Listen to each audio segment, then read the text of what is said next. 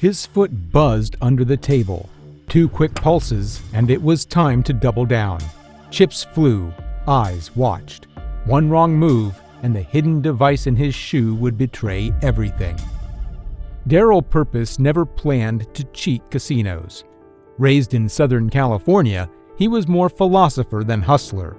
He was quiet, curious, and drawn to meaning rather than money. But in his early 20s, something changed as a friend handed him a copy of Beat the Dealer, Edward Thorpe's Blackjack Bible. Now, although it was dry math, but to Darryl, it was a doorway. He started small, learning to count cards and practiced endlessly. Then came the first Vegas trip, modest bets and very shaky hands with his heart pounding out of his chest. But the system worked. He won. And just like that, Darryl was hooked. Before he knew it, he fell in with a circle of serious counters, some clean, others less so. They saw potential in him as he was calm under pressure with a razor-sharp memory and above all, no ego. He had the perfect traits for the table. As the money grew, so did the danger. That's when the team introduced something new to the game: technology. A device that could tell them in real time whether to hit, stand, or bet big. Darryl didn't build it. He didn't need to. All he had to do was feel the buzz and trust it wouldn't betray him. Luckily for him, behind every risk-taker at the table, there was a silent engineer. Keith Taft didn't look like a threat to the casino industry. He was a devout Christian, a devoted father, and a soft-spoken engineer from California who just happened to hate losing. In 1972, after a bad run at the blackjack tables, he decided to fight back with, well, circuits. His first invention was absurdly ambitious: a full-body computer strapped to his torso, wires running down his pants, switches hidden in his shoes. He called it George. It worked. Over time, Keith refined the tech with his son Marty. Devices got smaller, smarter. David, Thor, and later models fit under belts or in shoe soles. With a toe tap or subtle shift, a player could receive calculated signals regarding when to bet and when to walk. But Keith wasn't a gambler, so he needed people with steel nerves and good poker faces. That's where young, unshakable Darryl came in. Keith handled the data, while Darryl handled the cards. And together, they built something dangerous. A system that could read the game before the casino even saw it coming. Remember, it wasn't magic. It was math and machines. The setup was simple on paper. Marty Taft stood near the table, watching every card the dealer pulled. Keith, often seated nearby pretending to sip coffee, entered the values into a concealed processor under his jacket. The computer crunched the numbers in real time, calculating probabilities down to the decimal. And then came Darryl. He sat at the table like any other player, relaxed, calm, and invisible, if you will. But inside his shoe, a toe switch buzzed quietly. 1 pulse meant hold, 2 double down, and 3 meant walk. Every vibration came from Keith's signal, relayed wirelessly. The trio operated like a silent machine, without any eye contact or words even, just rhythm. In Montreal, they nearly blew it. A massive hand, 10 stacked on both sides. The buzz told Darryl to split, then double. The pit boss paused, watching as Darryl obeyed the machine, and just 5 cards later, he walked away $30,000 richer. But the tension was unbearable. You see, they weren't just beating the house. They were tempting it to catch them, and every click of the shoe was a gamble of its own. But the house doesn't like to lose, and it never forgets a face. Hit subscribe if you're into real-life casino hacks and secret tech like this, because the next story is even wilder. Let's get back to it. So at first, the wins were quiet, very clean and untraceable. But as the money stacked higher, so did the risk. Casinos began to notice. A man who always bet big at the perfect moment. A trio that never made eye contact, yet always moved in sync. Security teams flagged Darryl, and surveillance cameras zoomed in as a new wave of tech started whispering suspicions to the pit bosses.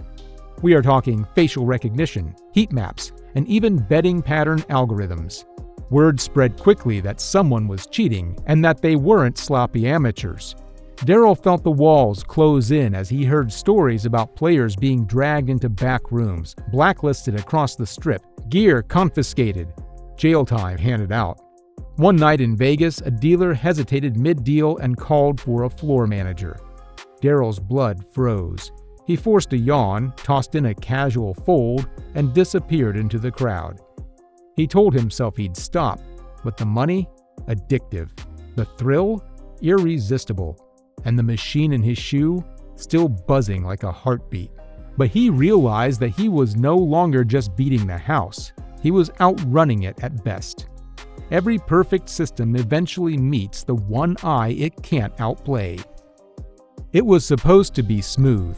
One last big job at a Canadian casino. Same setup, same signals, and the same confidence. Marty tracked the cards and Keith entered the data as Darryl's foot buzzed on cue. Every move felt calculated and safe until it wasn't. Unbeknownst to them, the casino's surveillance team had been watching for days. Darryl's betting was just too perfect, and his timing uncanny. The pit boss made a silent call, and moments later, security closed in. They searched him on the spot and found it. The hidden device wired to his leg, disguised under layers of socks and tape. Darryl was arrested first, and then Keith and Marty once authorities traced the tech. In court, things got murky. Electronic cheating laws were inconsistent, especially across borders. Was it fraud, innovation, or something in between?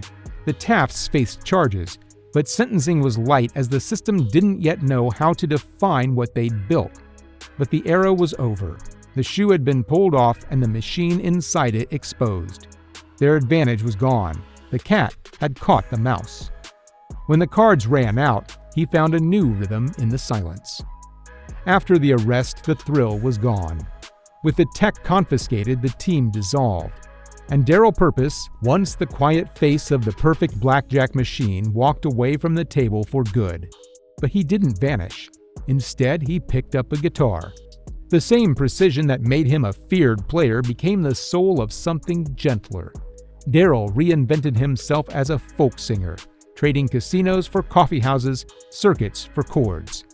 His songs told stories, not of crime or glamour, but of movement, memory, and moral weight.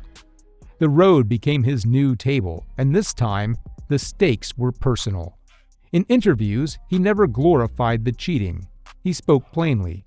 "I beat the system," he once said, "but it nearly defeated me." That admission was raw and honest. It almost seemed to make him human. Darryl found freedom in the open, not just from casinos, but from the adrenaline addiction that had once controlled him. But what if this wasn't the end, and just one story among thousands? Darryl's story ended with redemption for good. The Tafts stepped back into quiet lives. But casinos across the globe were left wondering how many didn't get caught. For every exposed device, how many slipped past the cameras? How many teams perfected their own systems, maybe smaller, smarter, and undetectable? Darryl wasn't the only one to wear a vibrating shoe, and Keith wasn't the only mind chasing the edge. Today's casinos fight back with relentless surveillance, AI-driven behavior tracking, as well as facial recognition and RFID-chipped cards.